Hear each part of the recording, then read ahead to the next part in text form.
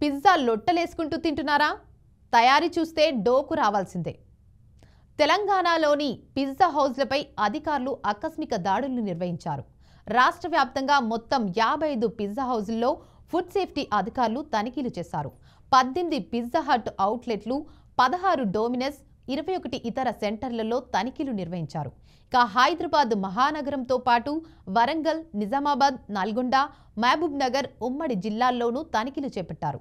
ఏ pizza షాప్కైనా వెళ్ళండి, ఏ burger అయినా order చేయండి. ముందుగా కనిపించేది లేవిష్గా డెకరేట్ చేసి హాల్స్, కపుల్స్ ని, పిల్లలను ఇట్టే అట్రాక్ట్ చేసే డిజైన్స్ ఉంటాయి. ఇక ఏ పిజ్జా సెంటర్ ను చూసినా హైజీనిక్ మారుపేరేమో అనిపించేలా బిల్లింగ్ కౌంటర్లోనే సేఫ్టీకి హెడ్ క్యాప్స్, హ్యాండ్ గ్లౌజ్ కనిపిస్తాయి. కానీ ఇదంతా పైకి కనిపించేవి మాత్రమే. వెనక్కి వెళ్లి ఒకసారి కిచెన్ సెంటర్లో చూసే అవకాశం మీకు మాకు ఎవరికి ఉండదు.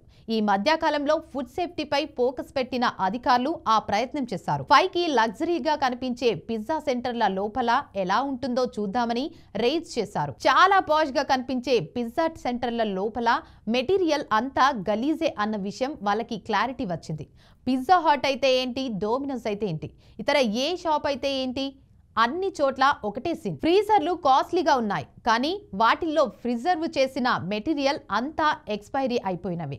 అసలు ఎక్స్పైరీ లేనివే కనిపించాయి. మైక్రో ఓవెన్ చుట్టుపక్కలంతా క్రిమి కీటకాలే. పిజ్జాలతో పాటు లోపల ఉన్న కీటకాలు కూడా ఓవెన్ వేడికి మాడిపోయి పిజ్జా ఫ్లేవర్స్లో కలిసిపోతాయేమో అనిపించేలా ఉంది సీన్. అన్నిటికంటే ప్రమాదం ఏంటంటే మొలకెత్తిన బంగాళదుంపలను విపరీతంగా వాడుతున్నారు. మీకు తెలుసో లేదో, బంగాళదుంపలు మొలకెత్తితే విషంతో సమానం. ఇదే కాదు, పిజ్జాలకు వాడే అనేక రకాల పదార్థాల గురించి తెలిసిన మెడికల్ సర్టిఫికెట్ ఉంటేనే వాళ్ళు పిజ్జా సెంటర్లలో పనిచేయాలి. కానీ అవేమీ లేకుండానే స్టాల్స్ నిర్వహిస్తున్నారు సిబ్బంది. దీంతో పలు పిజ్జా తయారీ కేంద్రాలపై ఫుడ్ సేఫ్టీ అధికారులు కేసులు నమోదు చేశారు. తెలంగాణలోని పిజ్జా హౌస్లపై అధికారులు ఆకస్మిక దాడులు నిర్వహించారు.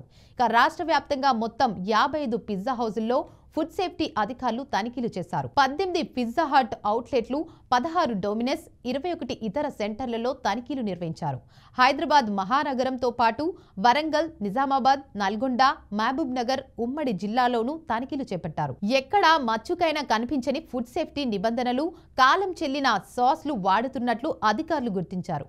అసలు ఎక్స్పైరీ డేట్ కూడా లేని సాస్ టిన్లను వాడుతున్నట్లు తేలింది. అంతేకాదు, మెడికల్ ఫిట్నెస్ సర్టిఫికెట్ లేని సిబ్బందితో పిజ్జాలు, బర్గర్లు తయారీ చేస్తున్నట్లు గుర్తించారు.